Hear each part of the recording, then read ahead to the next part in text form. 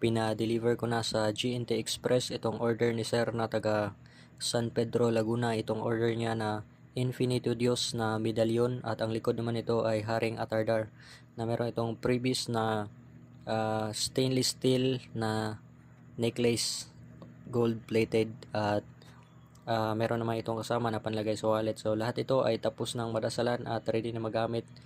Isusuot lang palagi at dadalhin palagi kahit saan man magpunta. Pwede lang siya mabasa ng tubig kapag naliligo, pero maganda kung sa ganito na itsura ay kapag naliligo ay isasabit lang muna at ibabalik naman ulit kapag tapos ng maligo para manatili yung ganitong itsura niya na pagka medalyon. So ito nagagamit bilang pangkalahatang proteksyon sa lahat ng klaseng malalang aksidente na maaaring ikamatay ng tao. Proteksyon sa lahat ng klaseng masamang gawa ng masamang tao, masamang espiritu o mga masamang demonyo.